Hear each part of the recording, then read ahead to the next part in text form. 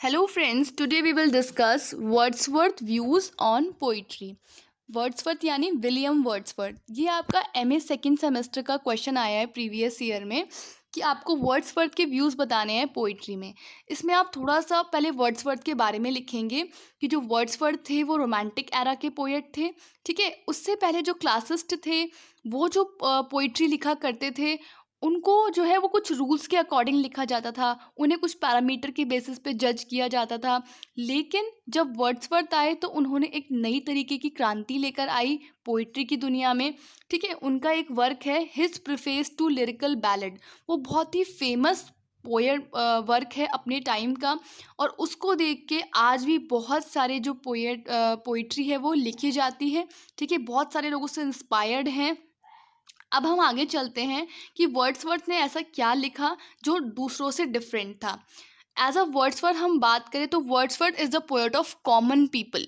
Wordsworth जो भी अपनी कहानी, जो भी अपनी थीम, जो भी अपनी वर्क लिखते थे उसमें वो कॉमन पीपल के बारे में लिखा करते थे। उनकी जो थीम होती थी वो हम्बल एंड रस्टिक लाइफ होती थी, कॉमन पीपल से रिलेटेड होती थी, ठीक है। And expresses them in a selection of language really used by man. और वो ऐसी लैंग्वेज का यूज़ किया करते थे जो एक्चुअली सच में एक कॉमन पीपल अपनी रोज़ाना ज़िंदगी में यूज़ करता है, ठीक है। आगे चलते हैं। लेकिन अगर हम उससे पहले की बात करें, ठीक है, उससे पहले की बात करें तो पोइट्री कुछ रूल्स के अकॉर्डिंग लिखी जाती थी कि यस पर्टिकुलर ऐसा होना चाहिए, ये लाइंस ऐसी होनी चाहिए, ऐसे वर्ड्स होने चाहिए, ठीक है। लेकिन जब रोमांटिक एरा आया, वर्ड्सवर्थ का एरा आया, तो क्या हुआ, ये सब चीज़ें चेंज होने लगी, ठीक है। इसके अलावा अगर हम बात करें उनकी राइटिंग की तो उनकी राइटिंग में आपको एलिमेंट ऑफ इमेजिनेशन नज़र आएगा। उसमें वो बहुत ज़्यादा इमेजिनेशन का यूज़ करते थे ताकि उन इंसिडेंट को, उन सिचुएशंस को जो पोइट्री में मेंशन कर रहे हैं उनको और ज़्यादा इंटरेस्टिंग बनाया जा सके, ठीक है। तो उन्होंने इमेजिनेशन को बहुत ज़्यादा इम्पॉर्टेंस दी है। To it has a power to transform the mundane, मतलब ऑर्डिनरी चीज़ों के बारे में लिखते हुए भी उस ऑर्डिनरी चीज़ को हटाना, मतलब कुछ हट के लिखना और उसको अनएक्सपेक्टेड अनऑर्डिनरी बनाने के लिए उन्होंने इमेजिनेशन का यूज़ किया, ठीक है। He select the language and experiences of rustic and common people, जो कि हमने ऑलरेडी डिस्कस किया कि उन्होंने ऐसी लैंग्वेज यूज़ की जो कॉमन पीपल की लैंग्वेज थी, ठीक है। इसके अलावा एक बहुत इंपॉर्टेंट लाइन है यहाँ पर, Wordsworth wrote the that poetry is the reflection of the wisdom of the heart and grandeur of the imagination. Such poetry has a sensitizing effect and possesses the power to transform man.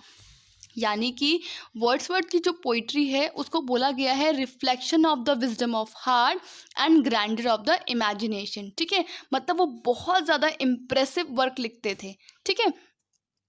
इसके अलावा अगर हम बात करें features की, salient features of poetry according to Wordsworth, कि ऐसे कौन कौन से फीचर्स हैं वर्ड्सवर्थ की पोइट्री में जो उसको डिफरेंट बनाते हैं। तो number one is rejection of the new classical form of poetry. जो वर्ड्सवर्थ थे उन्होंने क्या किया, 18th सेंचुरी के जो न्यू क्लासिकल पोएट थे वो क्या करते थे, आर्टिफिशियल और रिजिड लैंग्वेज का यूज़ करते थे, ठीक है। लेकिन वर्ड्सवर्थ के आने के बाद जो पोइट्रीज लिखी गई उन्होंने इन सब चीज़ों का रिजेक्शन किया। और इसके अलावा उन्होंने और अदर पोइट्स को भी ये अर्ज किया कि वो अपनी पोइट्री को किससे एसोसिएट करें, लोगों से रिलेट करें, ठीक है, रियल लाइफ से रिलेट करें कि एक्चुअली में रियलिटी में जो दुनिया है वो कैसे चल रही है, लोगों की लाइफ कैसी चल रही है, ठीक है। Real people and real life से उन्होंने अपनी पोइट्री को एसोसिएट किया। इसके अलावा दूसरे पोएट को भी अर्ज किया कि वो भी ऐसा करें, ठीक है। दैट्स वाई उसका फर्स्ट फीचर है कि rejection of the new classical form of poetry, ठीक है। नेक्स्ट इज सेकेंड पॉइंट पे अगर हम चलते हैं, second feature is stress on simplicity.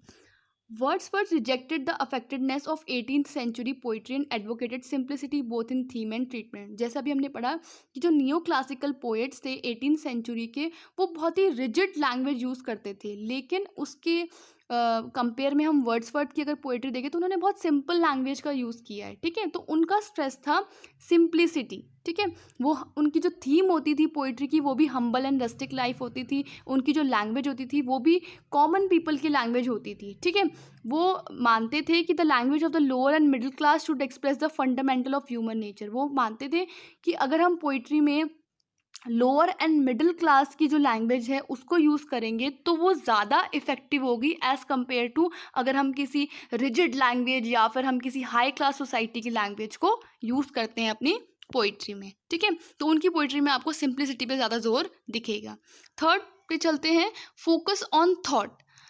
अब वर्ड्सवर्थ ने थॉट को सबसे पहले माना है। उन्होंने बोला है कि intuition, imagination, inspiration, idealism, individuality ये सब तो होता ही है, लेकिन इसके अलावा जो सबसे मेन फोकस होना चाहिए वो थॉट पे होना चाहिए, ठीक है। उन्होंने थॉट को सबसे ऊपर रखा फॉर क्रिएटिंग पोइट्री। नेक्स्ट उन्होंने ये भी बोला कि जो पोइट्री है it is a creative process. उन्होंने पोइट्री को एक क्रिएटिव प्रोसेस माना है, ठीक है। नेक्स्ट है फोकस ऑन इमेजिनेशन। वर्ड्सवर्थ ने इमेजिनेशन को जो है बहुत ज़्यादा इंपॉर्टेंस दी है और उन्होंने इमेजिनेशन को सुप्रीम पावर माना है, ठीक है।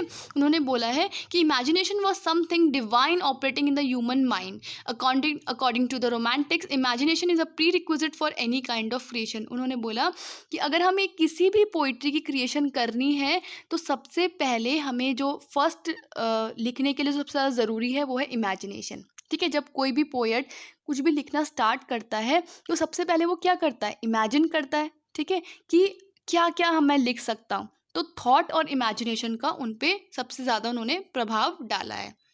नेक्स्ट है poetry as a source of pleasure, ठीक है। जैसे कि आपको पता है कि जो नियो क्लासिकल पोएट्स हुआ करते थे वो बोलते थे कि poetry is to instruct and to delight, कि पोइट्री इंस्ट्रक्ट भी करती है और डिलाइट भी करती है। बट वर्ड्सवर्थ ने बोला कि पोइट्री का काम तो क्या है, प्लेजर देना है। पोइट्री एक प्लेजर का सोर्स है, ठीक है। अगर वो उसे इंस्ट्रक्ट करना है तो वो इनडायरेक्टली भी कर सकती है। कैसे कर सकती है, लोगों के इमोशंस को प्योरीफाई करके, लोगों की सोल को अपलिफ्ट करके, लोगों को नेचर के करीब लाके। लेकिन जो मेन फंक्शन है पोइट्री का वो क्या होना चाहिए, टू गिव प्लेजर, ठीक है। नेक्स्ट है ऑर्गेनिसिज्म। ऑर्गेनिसिज्म मतलब क्या होता है कि कोई भी जो पार्ट हैं पोएट किसी भी वर्क के उसे हम सेपरेट नहीं कर सकते, उसको हम क्या मान के चलते हैं, एज अ होल मान के चलते हैं, ठीक है। तो ऑर्गेनिसिज्म मतलब होलिसिज्म, ठीक है। It views the entire cosmos as a whole and consider that its functioning can not be fully understood in the study of its component part separately, ठीक है। हम उसको अलग अलग डिफरेंट डिफरेंट करके नहीं समझ सकते, हम उसको एक ही मानते हैं, ठीक है। इस तरह की जो पोइट्रीज़ हैं वो उसके एग्जाम्पल्स आप लिख सकते हैं, जैसे कि VR7, इडियट बॉय। ये इस तरह की पोइट्री जिसमें आपको ऑर्गेनिसिज्म देखने को मिलता है। तो ये थे आपके features of poetry according to Wordsworth. I hope इससे आपको हेल्प मिलेगी। Thank you.